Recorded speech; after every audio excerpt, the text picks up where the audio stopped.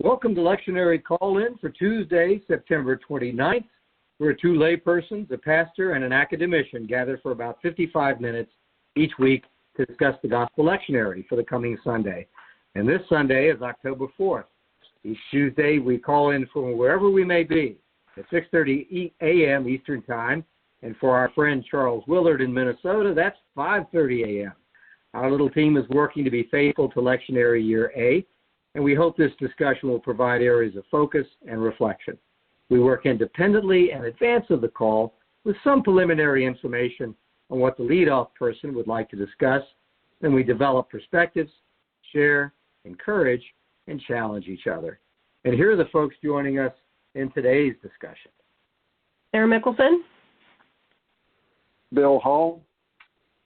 Charles Willard. And I'm Don Upton. And Sara Mickelson is our leadoff, and we're thankful for that. How are you today, my friend? I'm good. Thank you for asking. I hope everybody else is well. And we're glad to be here, and thanks for being a part of our conversation. We're reading our continuing story in Matthew.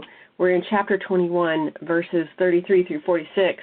And this is the third of three parables that Jesus is sharing after he's entered Jerusalem. He's overturned tables.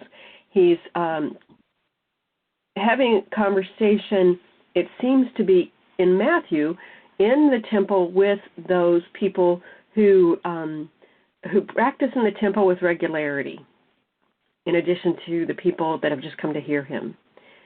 So, starting in verse 33 of chapter 21. Listen to another parable. There was a landowner who planted a vineyard and put a fence around it, dug a winepress in it, and built a watchtower. Then he leased it to tenants and went to another country. When the harvest time had come, he sent his slaves to the tenants to collect his produce. But the tenants seized his slaves and beat one, killed another, and stoned the other. And again he sent other slaves, more than the first, and they treated them in the same way. Finally he sent his son to them, saying, "They will respect my son." But when the tenants saw his son, they said to themselves, "This is the heir. Come, let us kill him and get his inheritance." So they seized him, threw him out of the vineyard, and killed him. Now when the owner of the vineyard comes, what will he do to those tenants? They said to him, "He will put those wretches to a miserable death and lease the vineyard to other tenants who will give him the produce at harvest time." And Jesus said to them, Have you never read the scriptures? The stone that the builders rejected has become the cornerstone. This was the Lord's doing, and it is amazing in our eyes. I wonder where that question mark came from. Therefore, I tell you, the kingdom of God will be taken away from you and given to people that produces the fruits of the kingdom. The one who falls on this stone will be broken to pieces, and it will crush anyone on whom it falls. And when the chief priests and Pharisees heard his parables, they realized that he was speaking about them. And they wanted to arrest him, but they feared the crowds because they regarded him as a prophet. And thus ends the reading of our scripture. Wow, how very uncomfortable is this conversation. Charles, do you have anything for us that helps us make good sense of this? I'm not sure that it makes good sense. It makes a different sense. They're circulated in the early church more than just the four Gospels that we have. And we have bits and pieces of some of these, and we have a good deal of one in particular called the Gospel of Thomas. And in the Gospel of Thomas, there is a remarkable parallel to the text that we have just heard, and I'm going to read that. He said, "A person owned a vineyard and rented it to some farmers so that they would work it, that he could collect its crop from them. He sent his slaves so that the farmers would give him the vineyard's crop. They grabbed him, beat him, and almost killed him. And the slave returned and told his master. His master said, perhaps he didn't know them. He sent another slave, and the farmers beat that one as well. Then the master sent his son and said, perhaps they'll show my son some respect. Because the farmers knew that he was the heir to the vineyard, they grabbed him and killed him. Anyone here with 2 ears had better listen. The immediately following passage in the same gospel of Thomas, Jesus said, show me the stone that the builders rejected. That is the keystone. I offer this simply as a way of helping us understand that there were a variety of texts that were shared and used within the early church, and that it's not as though one is right and one is wrong, but they throw light on the others. And what this does is to provide a reading of this particular text that is more in keeping with what we think Jesus generally did, which was to speak in parables rather than allegories. The story that we have in Matthew, which is also in Mark and also in Luke, in those stories there are allegorical elements that have come into the tradition that are absent from this version as it appears in the Gospel of Thomas, as a matter of information, period. Thank you, Charles. So I'm pondering, I think in our modern understanding, we understand tenant farming better than I think we understand the way this would have worked. There was some conversation about the length of time it takes a vineyard to become productive. And the suggestion was that it's not an annual thing. It's like a 5-year investment that the tenant farmers would have been in the vineyard working the vines to get to a production of grape or whatever was growing in the vineyard. I assumed it was grapes. So I want to kind of put that out there that longitudinally, I questioned where the ownership or the stakeholder ownership came from the tenant farmer. So here's question 1. By asking the Pharisees what the parable's landowners should do in the response of such violence from the tenants, what can we discover about how differently God responds in contrast to how humanity responds to violence? Bill, you got anything for me? Thank you, Sarah. I think this is a challenging story, and I'll share with you what came to my mind pondering your questions. First of all, I think I've mentioned this before, and I'm sure each of us takes a different approach. I seek each week, first of all, simply to read the passage in a variety of translations before I get into the original language and the commentaries, and ask myself, what does this say to me? I'm not saying that's how everyone should do it, but for me, that's a helpful place to begin. And here's what came to my mind. We Protestants often speak of the perseverance of the saints, meaning that once saved, always saved, that somehow God's grace is such that no matter what happens, we will eventually persevere in our being followers of God. I think this parable portrays a God of perseverance and persistence. The landowner in the story never gives up. No matter how the violence escalates, the landowner perseveres, and reminds me of what we studied some weeks ago in Peter's acknowledgement of faith and the statement, the gates of hell shall not prevail against it, the kingdom of God. Now, that to me is not an invitation to folding our hands and saying God's going to make it all work out. But it's, again, a reminder of what I think is consistently shown in Scripture, that God never gives up. Someone some months ago, somewhat new to the faith, was reading through the Old Testament and commented to me or in a group, it's just astounding how often the people messed up and God continued to love them.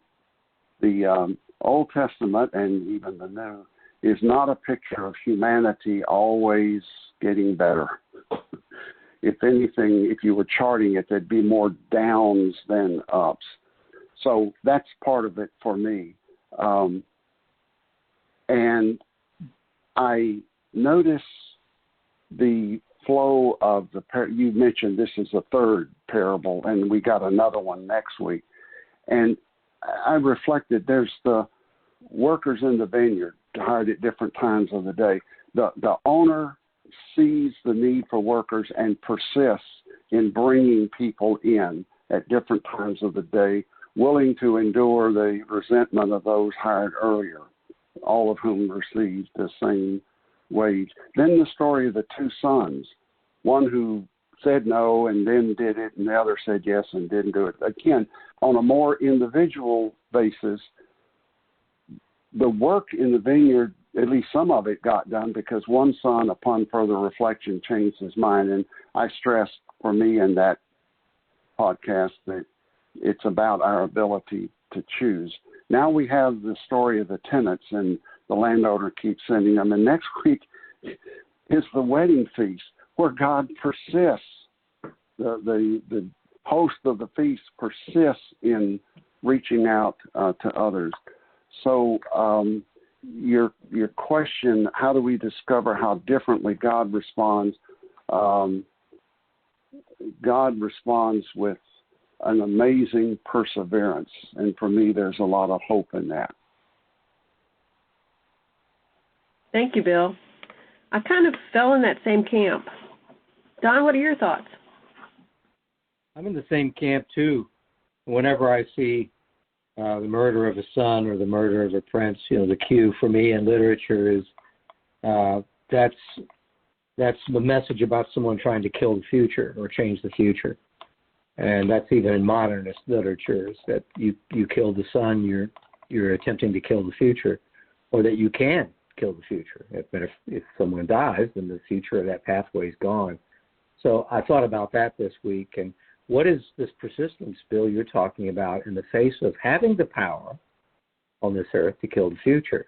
And it's the only way I can wrap my head around that is this is the I am. This is the incomprehensible persistence that I can't really get there with this parable, and that's the intent. This parable is so difficult that it kind of makes the case on its own, that I can't get there except to say, the Lord says I am. Because in the face of this, it's too much. And it's just to highlight how tough it is. It's not just a signal that on earth we have the power to kill and control the future. That the law that they're following was meant to do good. That to put this in the hands of the people, the tenants, was meant to be helpful, to create consistency.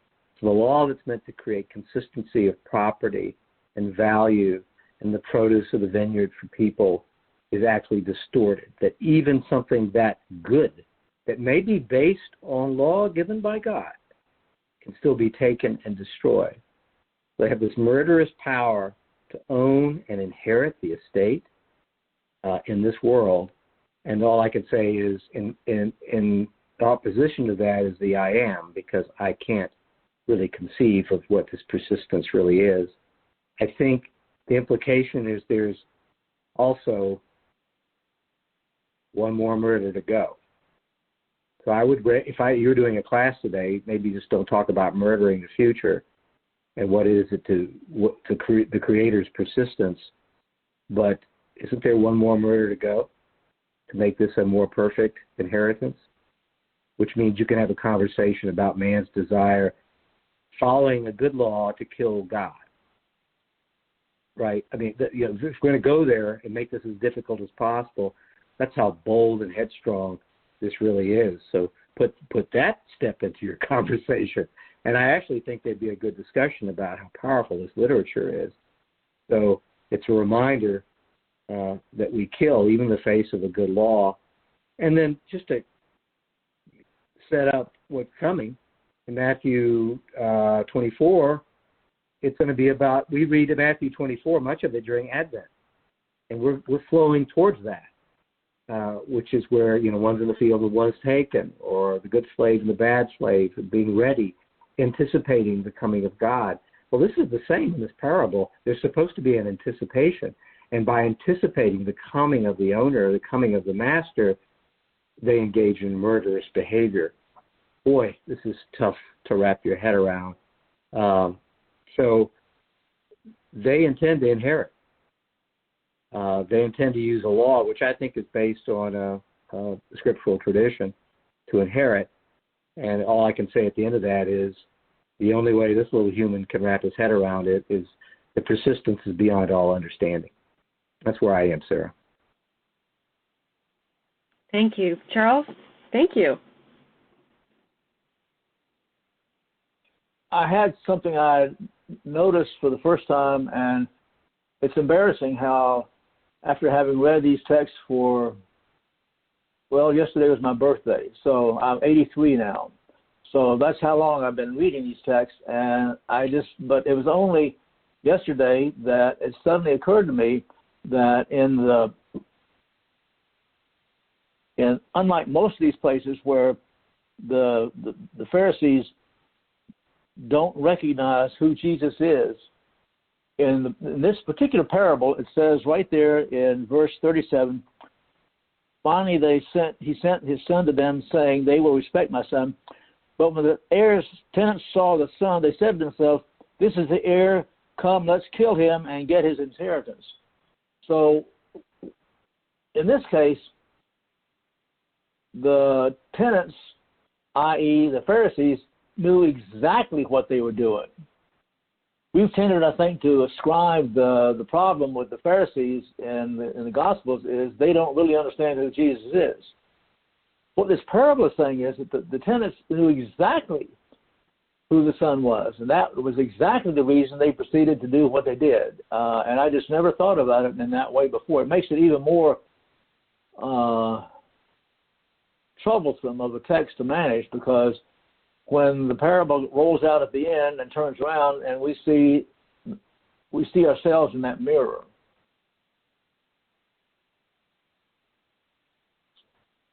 Yeah, I agree. For me, the contrast was severe between the violence done by the tenants and the perseverance of the landowner. It did echo for me a little bit of Nathan's approach to King David about his manipulation of, and there's some question there about how he acquired Bathsheba's attention, and I thought about how this parable would bring truth to those who didn't want to hear it. And rather than being responsive to the truth, they double down on their position against the landowner, the tenants do, and I think in the same way the Pharisees do. It made me uncomfortable because on occasion I find myself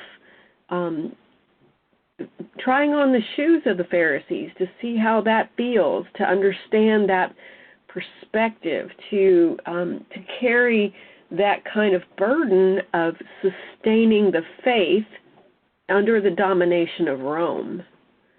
And I think about that, and I think about a more modern age where people have been under extraordinary perseverance and extraordinary persecution in places where the powers that be have been trying to strangle them out. And, it could be the Corrie ten Boom idea or person in Germany. It could be those people who survived the atrocities in Africa or the atrocities in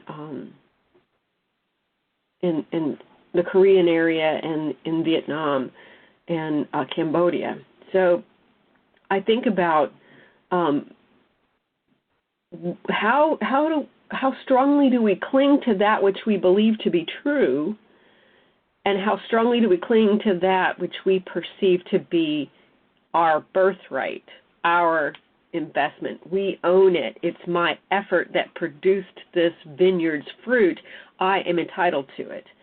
And I wonder about that feeling occasionally when I'm feeling friction in my own life. So I'm challenged by that on a regular basis. And I think that there's something there, perhaps a grain of sand that will irritate me over time, about my intent to sustain that which I perceive I have created.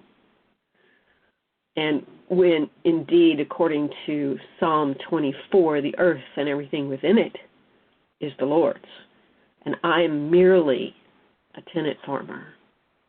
So I was struck by the difference between my reactions, my visceral reactions to things, and God's persistent patience and approach that says, I'm going to keep coming to these people and talking to them and enduring their anger. So there's something wonderfully, what's the right word you used? Incomprehensible, Don, about the I am.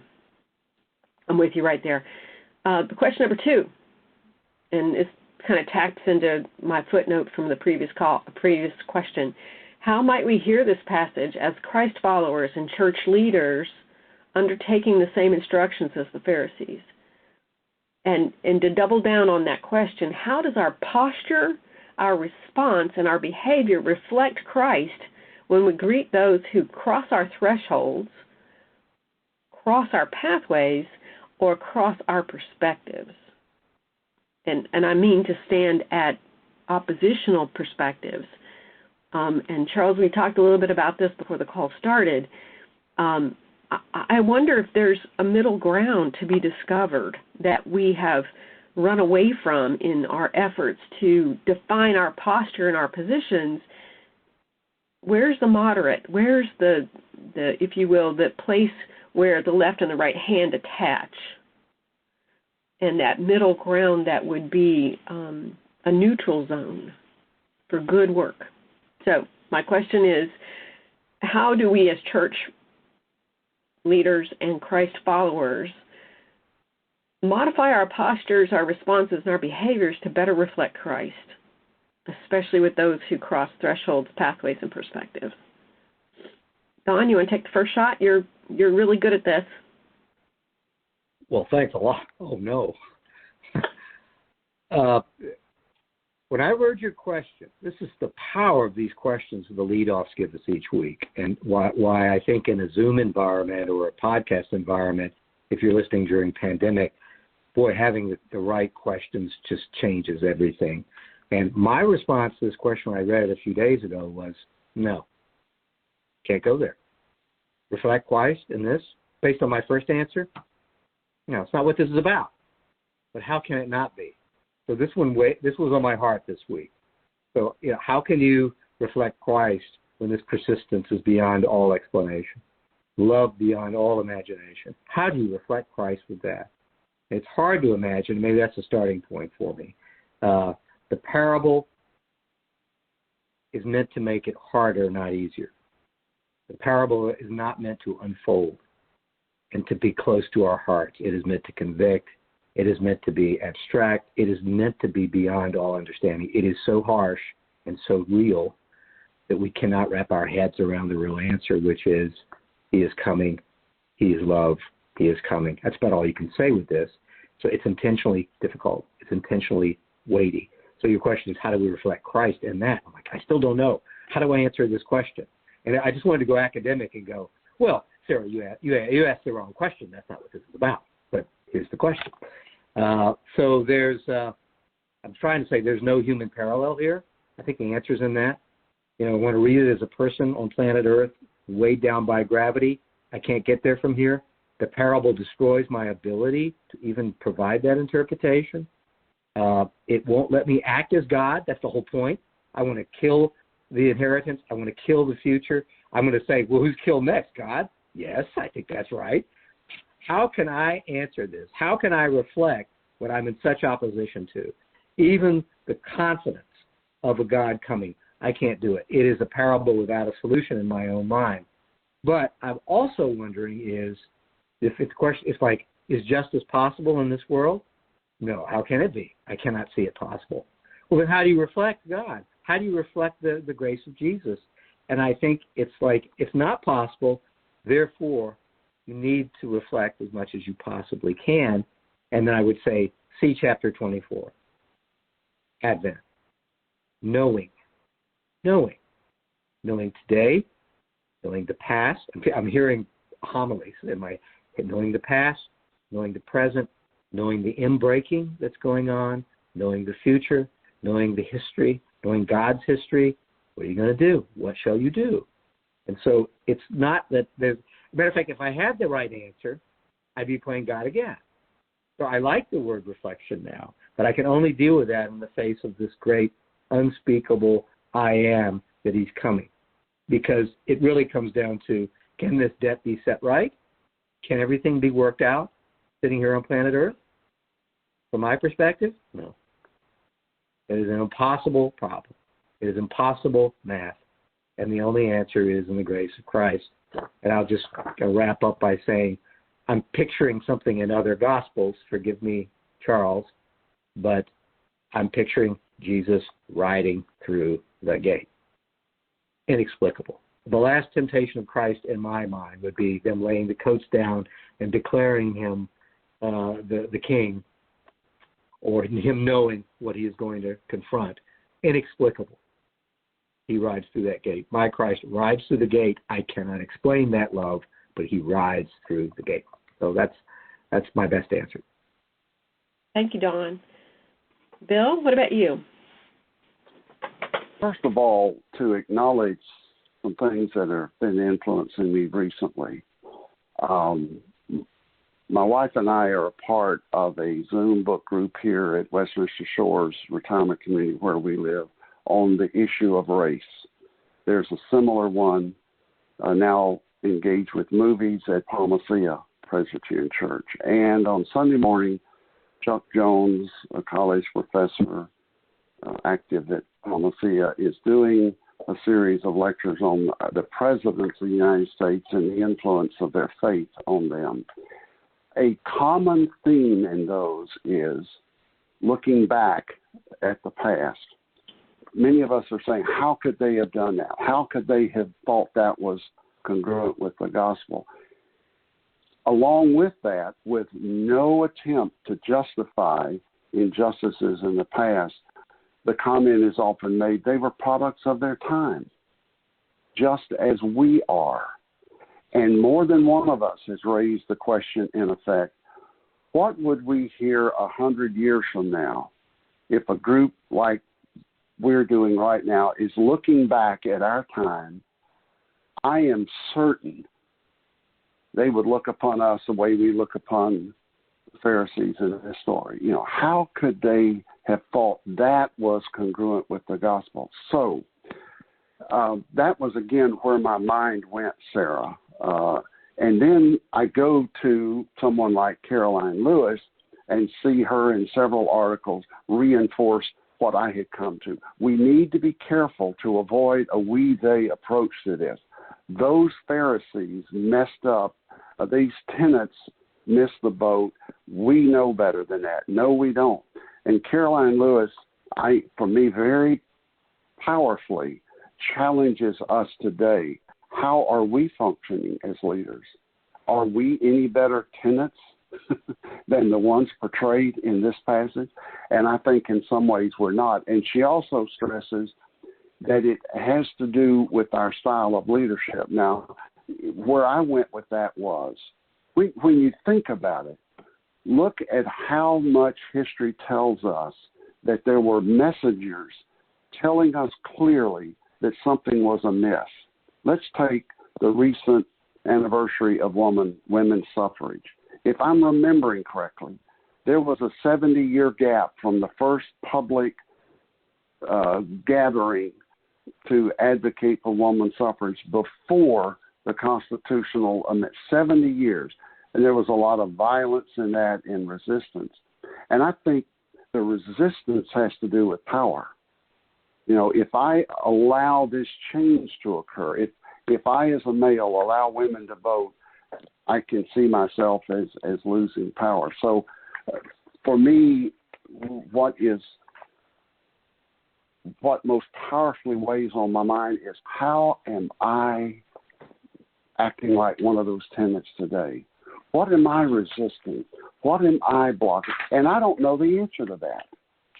Again, there's a mystery, but it to me, it encourages me with others to keep exploring, to keep searching for the truth. And then Mark Davis mentioned something that was helpful to me. I don't know if actually there were two different versions of his work on today's passage, and in one of them there are a number of comments, and it took me a while to scroll down far enough to pick those up and selectively copy them. And one of them comment says, this story, strangely, there's a flip side to it. The tenants made the wrong choice, but that implies one can make the right choice. And he talks about Zacchaeus, who realized the injustice and said, I think it's fourfold, I will restore people fourfold. And then Mark Davis notices the Syrophoenician woman who challenges Jesus, and then the Roman centurion who speaks about authority. These were, at least the last two, not Jewish people. And Mark Davis says the outsiders seem to get it right more often than the insiders and the expert. So along with bad choices, there is a capacity, like the son, last week's story, who said no, and then for whatever, we aren't told what thought process went on, but something happened inside of him, and he decided to go and do what his father had asked.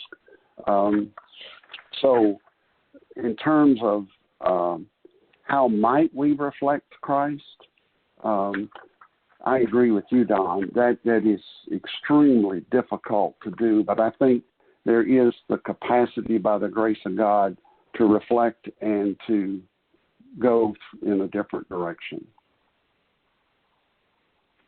I will qualify this that I see this from a parenting perspective too.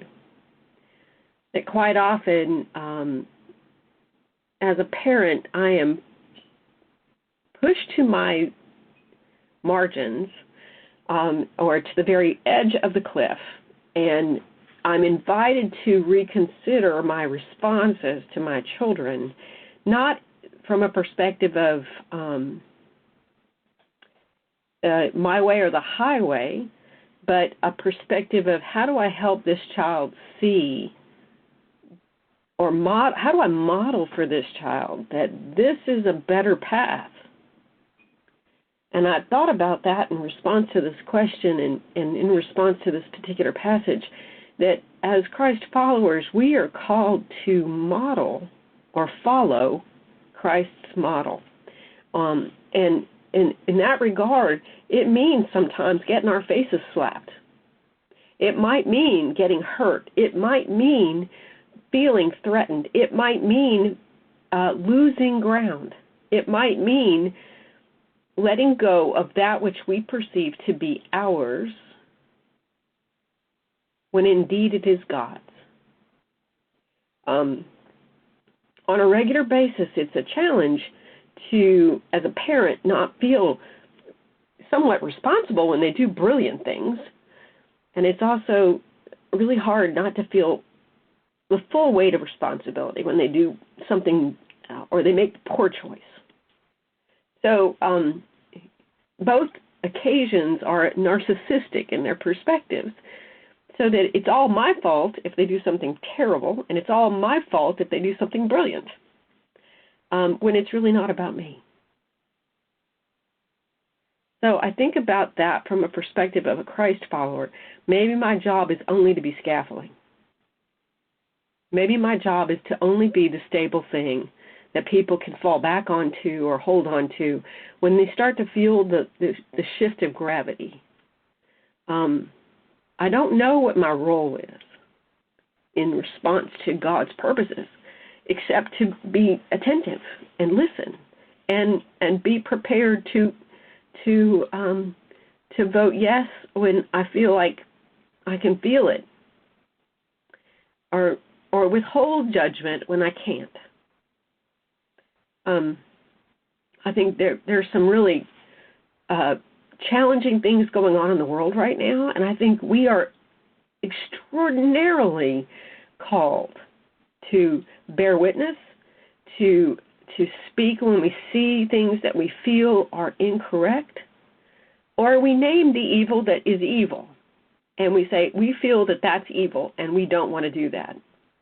And I recognize that there are, how many people in the world right now? 7 billion?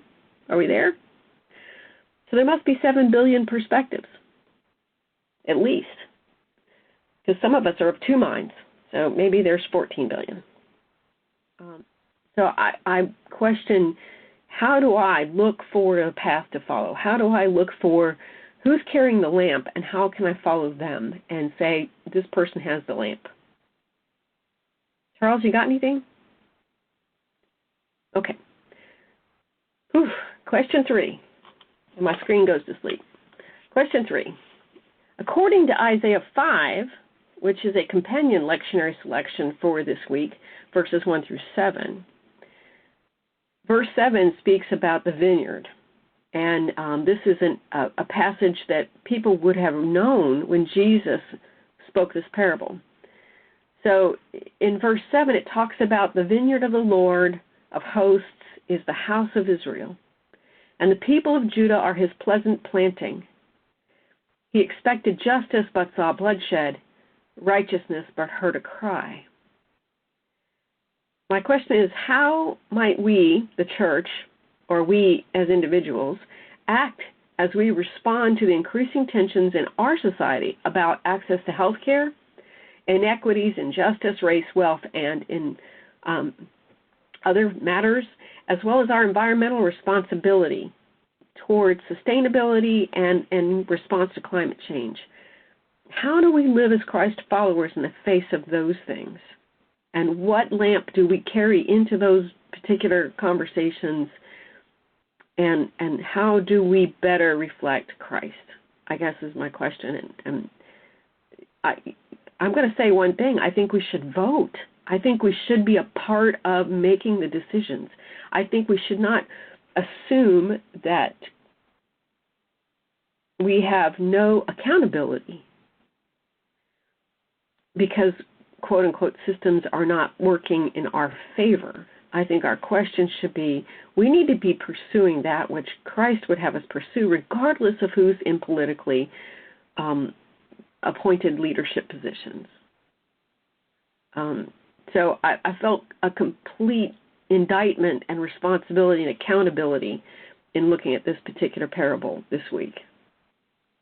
What about you, Bill?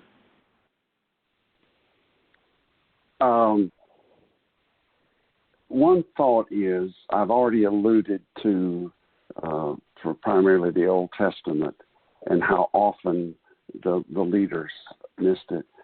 It would seem to me, one might want to argue this, if you were charting the Christian scriptures, the Hebrew scriptures and the New Testament, most of the time, God's people were living under some sort of repression, even under their own kings. I haven't run through and counted, but my impression is the majority of the kings of Israel, Judah listed, were considered less than stellar. And one wonders, is it any different today? Are there any fewer Pharaohs and Herods today? I don't think so. Now, that doesn't lead me to say, therefore, we just accept that that's the way things are and we do the best we can, keep our heads down. Now, I think we are called in the modern imagery to speak truth to power. I think we are called to resistance. I think in some ways the church has always lived under occupation, under a tyrannical kind of leadership, at least at some level.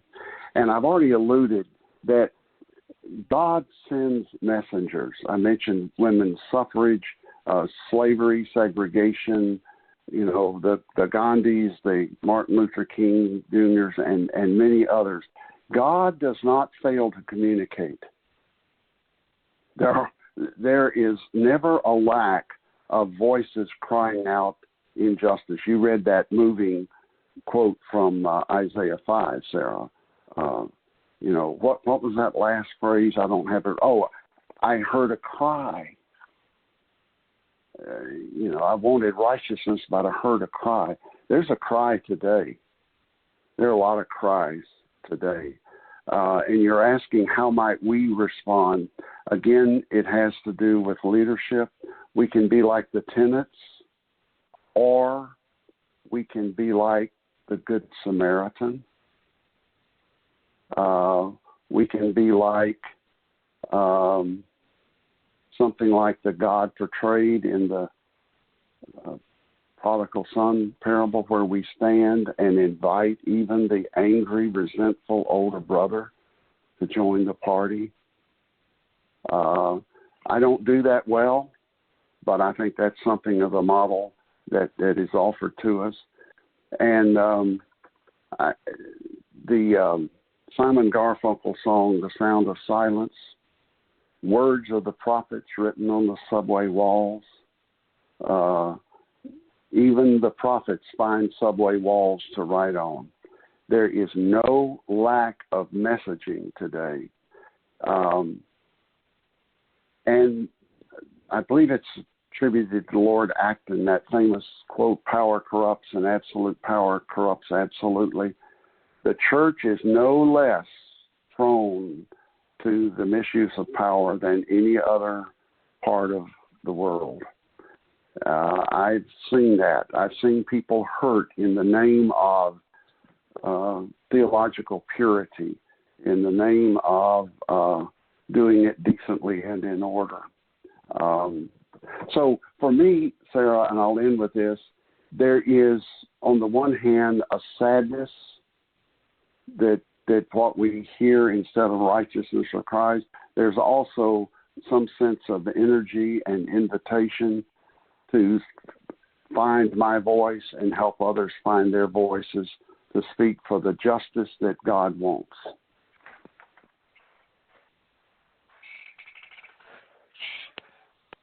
Thank you. Don, what are your thoughts? Your comment on voting just now helped me answer the question. I was making some notes about voting and the gospel. And for me, voting is the distrust of my own desire to own things, to own policy, to own property, rather than to be a tenant. I want to own rather than be a tenant. Therefore, I vote. Voting is an intentional assault on my own confidence in the future. I had a personal assault on my own desire to control the future and to own things. And it is an endorsement that I'm surrounded by other people for whom the I am is coming for. Therefore, I vote.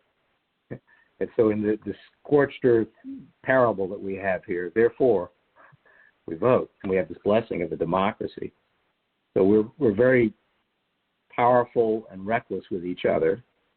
Therefore, we have to be intentional about what we're doing. And, today, I guess it's always been the case. If enough powerful people or moderately powerful people get together, we can kill, we can isolate, all in the name of ownership rather than tenancy.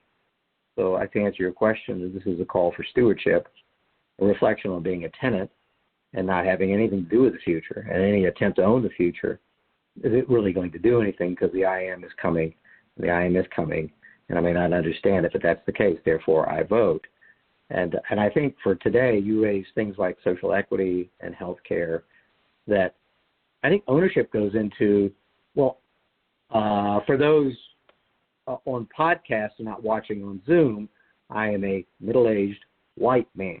So go ahead and stereotype me, right? So maybe my desire is to own the legacy of policies and laws that have restricted people from having wealth and health and opportunity, that I might own that, right?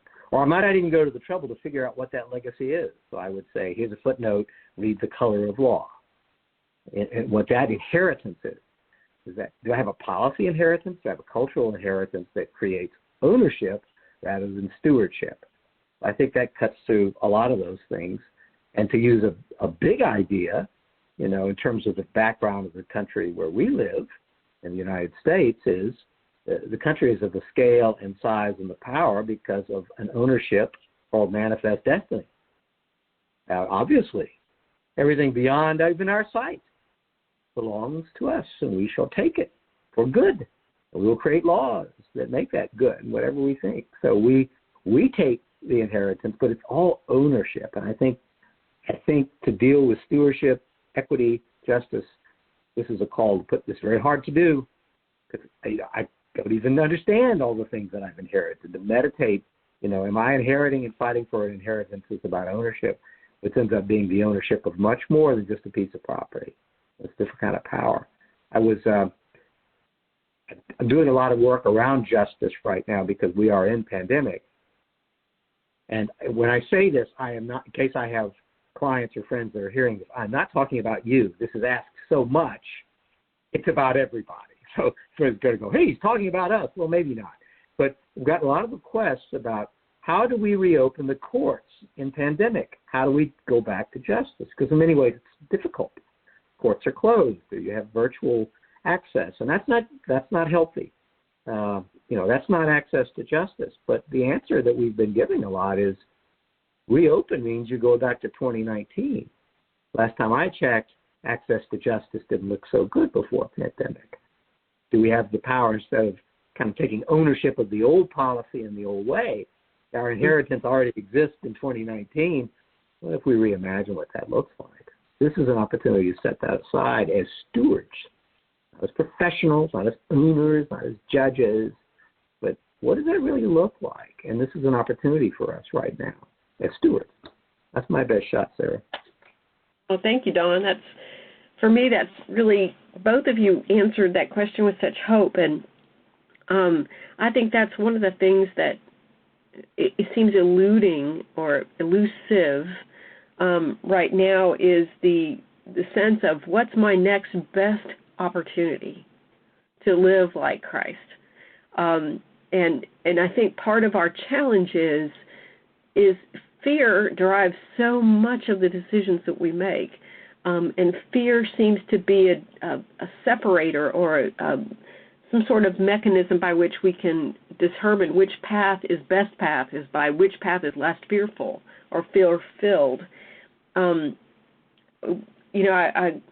question would be, and I'm going to go back to, after writing these three questions, my thoughts were that I should have had a better question. And my better question is, what is not the vineyard? So the vineyard is your heart. The vineyard is our society. The vineyard is our church. The vineyard is the world in which we live, the town in which I live, the state, the national perspective, the international perspective, even the global and interstellar world in which I live is the Lord's. And according to there's a stand-up comedian that comes out of England called Eddie Izzard, and he suggests that you can't have it if you don't have a flag. And if you walk up and you put a flag in the ground, no matter what was there before, it belongs to you because you have a flag. And I wonder about how we often want to put flags in things and claim them when indeed we are only stewards. That indeed we're only tenant farmers in an effort to further the kingdom of heaven here and now. So I'm watching where that friction is in my life to determine, am I letting go and giving God ownership, or am I holding tight and wanting to sustain my control of perceived ownership? So that's what I have to offer. I would say welcome to the struggle, because this is definitely a place of friction and struggle for me. Charles, do you have anything to add?